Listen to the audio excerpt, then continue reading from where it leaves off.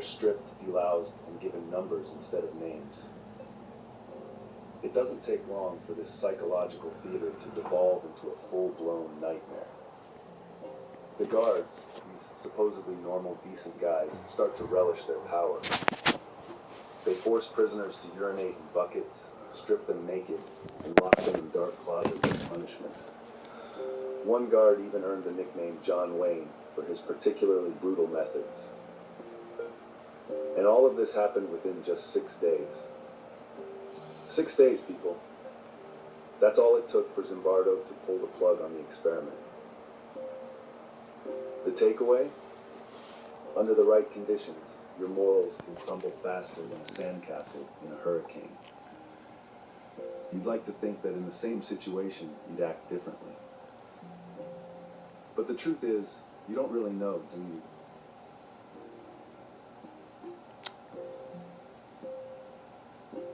So what is it that tips the scales? Why do people like Frederick or the Stanford guards descend into madness while others stay sane? Zimbardo points to one particularly nasty ingredient in the recipe for evil: obedience to authority. Whether it's a person, an institution, or a set of rules, authority can compel even the most righteous among you to commit unspeakable acts. Let's revisit Milgram's experiment for a second. The participants weren't inherently evil. They were just following orders, believing they were contributing to the greater good. This obedience to authority didn't start with the Milgram experiment, and it sure as hell didn't end there. Look no further than the Jonestown Massacre for proof.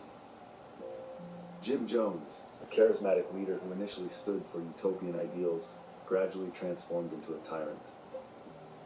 His followers, they didn't see it coming. They trusted him, obeyed him, even when he handed them cups of cyanide-laced Kool-Aid. More than 900 people died that day, not because they were evil, but because they were obedient. So here's a question for you. How many times have you obeyed an order, not because it was the right thing to do, but because it was the easy thing to do? How often do you question the authorities in your life? Or do you just assume that they must know better, that they must be right?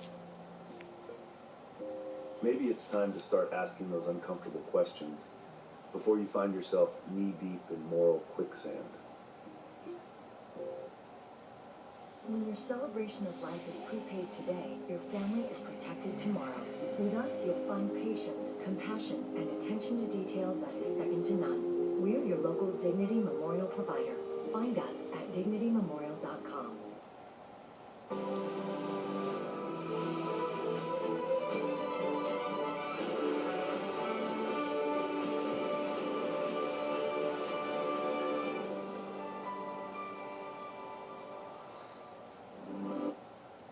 Just spray, then play. With Spruce, the new hard-working, worry-free weed killer.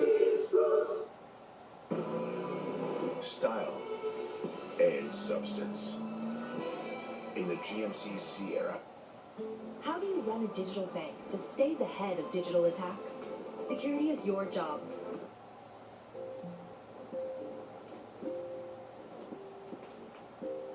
But it doesn't stop with authority, does it?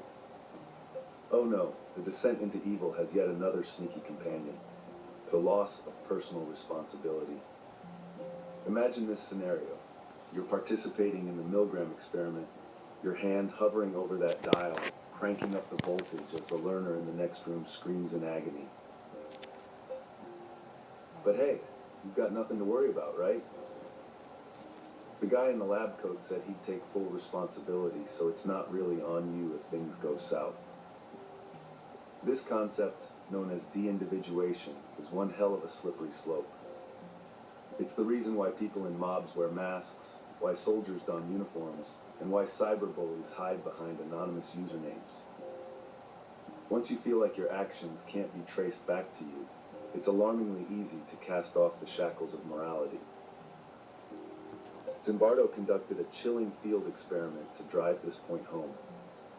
He left an abandoned car in the Bronx, a neighborhood ripe with anonymity. Within hours, it was stripped bare, vandalized,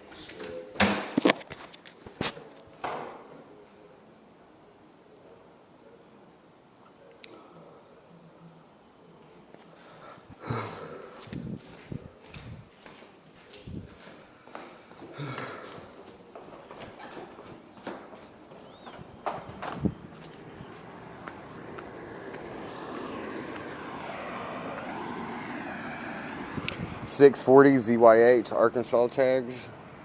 Lying informant.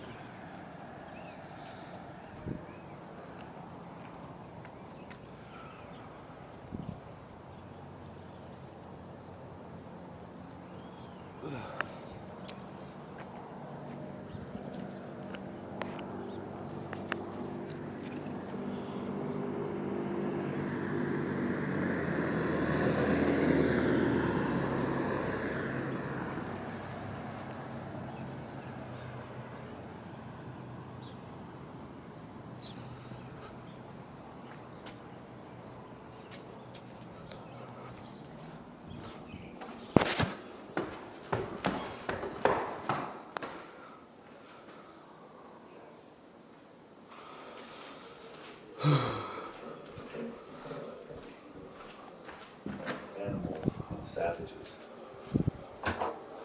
Unsurprisingly, the punishments meted out to this dehumanized group were far harsher than those given to another group described as perceptive and understanding. This is the same twisted logic that fueled the rape of Nanking, where Japanese soldiers, seeing Chinese civilians as subhuman, unleashed unimaginable brutality. You'd like to think that this kind of dehumanization belongs to a distant past or exists only in the hearts of those other people, the evil ones. But take a closer look at your world today. How often do you hear people described as animals, scum, vermin? How easy does it become, once those labels are applied, to turn a blind eye to suffering, to justify cruelty? And here's the terrifying truth. The moment you stop seeing someone as fully human is the moment you open the door to your own dark potential.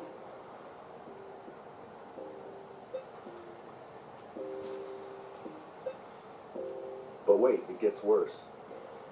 Words, as they say, can be weapons, and when wielded with enough finesse, they can disguise even the most heinous of actions. Enter euphemistic language, the slick, sanitized vocabulary that turns torture into enhanced interrogation and genocide into ethnic cleansing. It's the linguistic equivalent of sweeping blood under the rug,